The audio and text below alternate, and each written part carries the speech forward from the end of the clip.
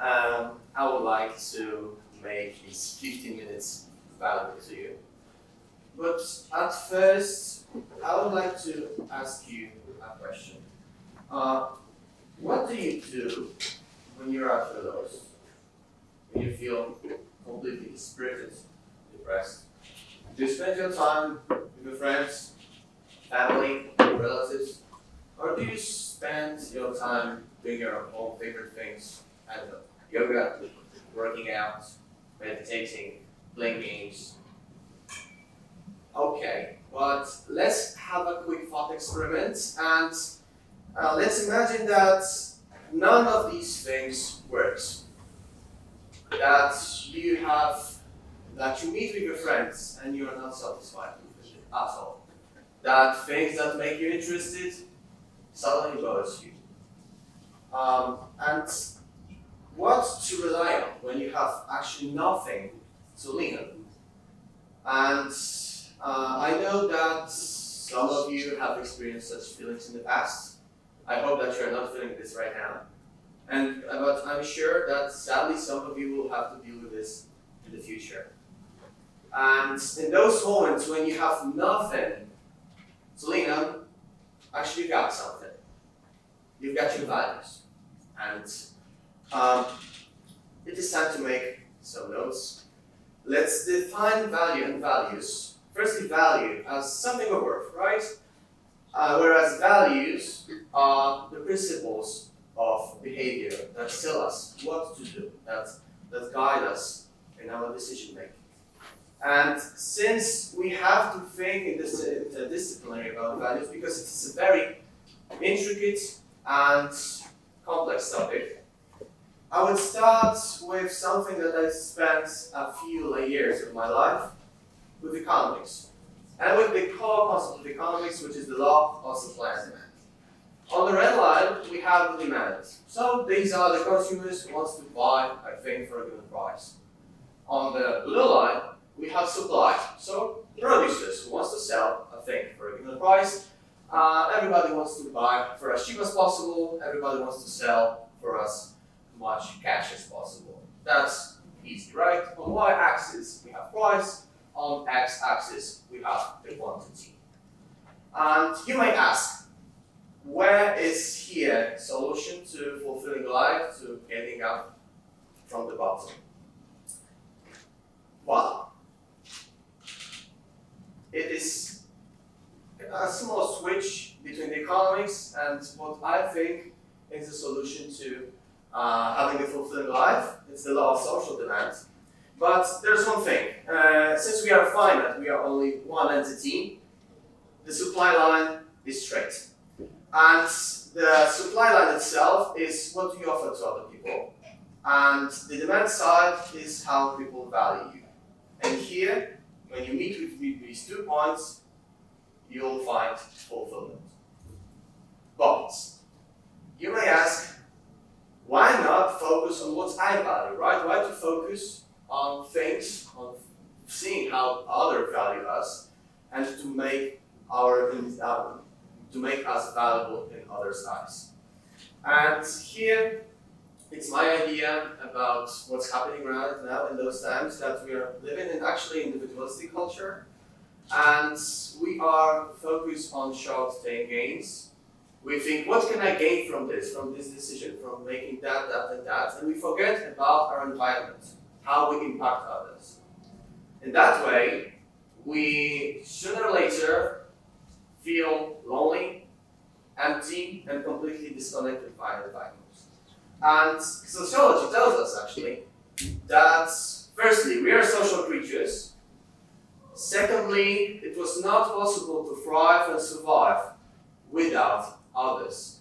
So it is primed in our behavior, it is in our veins actually, that we adhere to the group's rules, customs, and values. And it is impossible to thrive as an individual without society. Therefore, in my opinion, we should start to think about what are the values from our environment. That's the first one. Okay, but let's go on.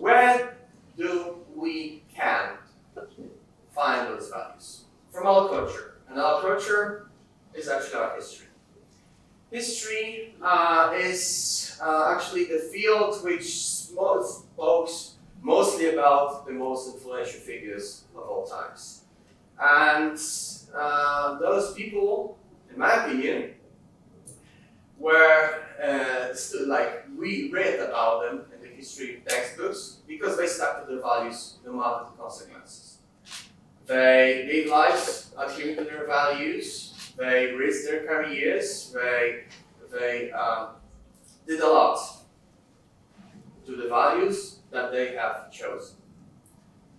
Okay, so the thing is, what are those values that they've adhered to?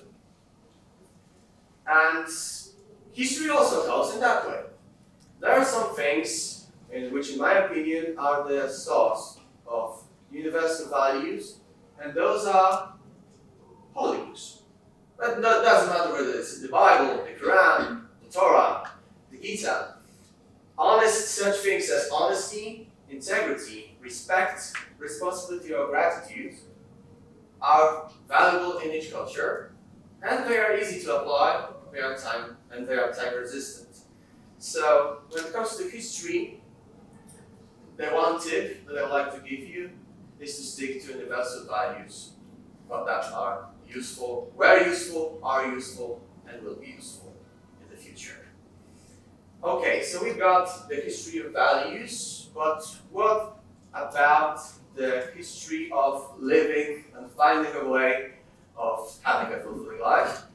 It's the time for some philosophy. For thousands of years, there are thousands of sages, philosophers who pondered about the solution to ask the most existential questions about what is life, why are we here, and in my opinion, also philosophers and the philosophies offer systems of living. Systems of living which are the general principles, rules, and values to live a good life. And I would advise you to read some books about philosophy, to explore some ideas, and actually create your own way of life which is tailored to your needs. And then you have to ask yourself the core life questions, actually. Answer them, and think and to try to create your own way, to find your own values that you adhere in your life. But to do it, you have to know yourself. And to know yourself, you have to switch to psychology, right? That's the moment when instead of focusing on others, right now it's the time to focus on me. It is time to find yourself, to understand yourself, and I would advise you to start with observing your choices and behaviors, because that's actually the output that you're giving to the world. Then, think about your own emotions, needs, and goals, the idea of me, right? And to check whether what you are actually doing corresponds and aligns with you. Then ask yourself that whether these given values that you found in the environment suit you, and if yes, then it is time to integrate them into your personality. And that's something that actually we've done unconsciously throughout our formative years. And for instance, when it comes to honesty, right? You have a quick decision, to lie or not to lie. Let's decide that I will tell the truth, I make a decision, then I will execute that decision in my behavior, that actually I do it. I'm honest, I tell the truth. Then if I do it repeatedly, then it becomes my habit. That in many circumstances, and I will be tested out to say the truth, it soon become my trait of personality, a part of me.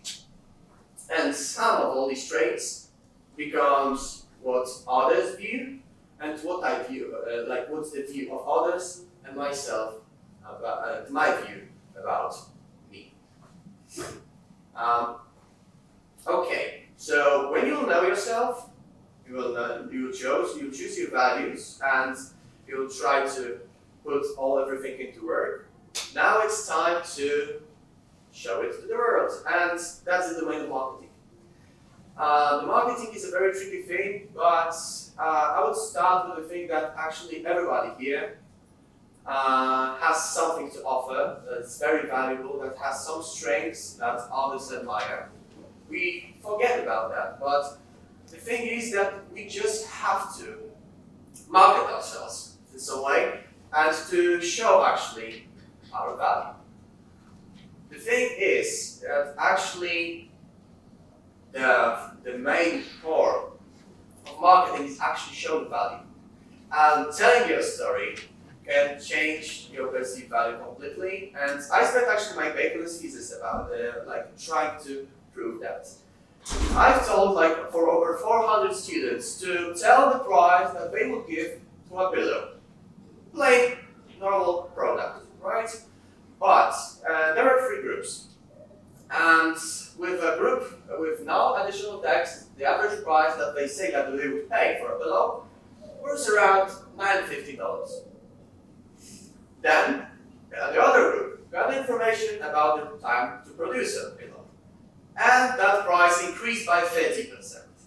Short advertisements apparently made that pillow viewed more valuable by 60%, from $950 to $15. Just the short text makes our perception of value much more different.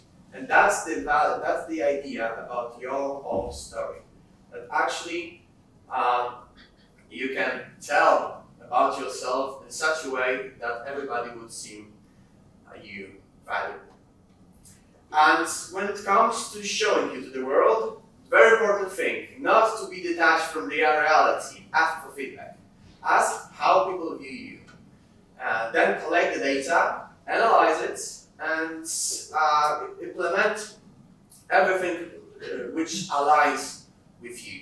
Then evaluate your changes, as previously with that integrating your values with your personality, and then repeat the whole process. And okay, we've got marketing. And now we have come to the last point, which is, once again, economics. We have the law of supply and demand, the change of values, and the idea that you have to increase your value in the views of others. Okay, we've got the supply line checked, but I forgot about the demand side. You see that actually it falls down, and that implies one thing, is that no matter sadly what you do, for some people, you will not be viewed as valuable. They wouldn't care about you. And that's actually a very nice thing, because it liberates. Most of the people quickly forget about your mistakes. Nobody would remember what we've done, any awkward thing a few months ago. And secondly, there's also one thing, that there are people who normally would not wish us the best, and we in Poland we have a saying that nobody is a tomato soup to be liked by everyone, right? And the thing is that the whole idea behind becoming more valuable by aligning others' values with yours is not to become a people pleaser.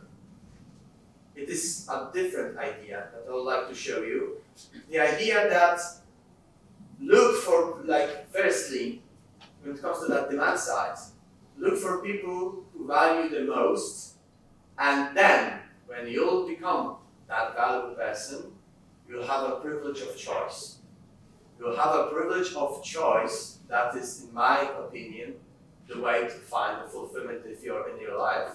Because if you're valuable, and you see that other people value you, then you can choose people who are right now the most valuable for you. When you do all that work about thinking about others, at the end, you'll have the privilege to choose the people who will enrich your life according to your values. I've done it myself for many years, That's how I created my friendships. That's how I created my organization, the Science Paradigm, my science students club at the University of Łódź. That's how I created my relationships. And that's kind of easy. We just have to think interdisciplinary. We have to look at the values of our environment, stick to those that are applicable and time-resistant, that we have to just create a way of life just for ourselves. Then firstly we have to understand who we are, what we do, what are our strengths. Then we just show it to the world. And sooner or later, because we have to be patient about such things as value. Value increases in time, as finance also says. Then we become more valuable, and then we choose the people who value us the most. And that makes us feel satisfied and fulfilled. And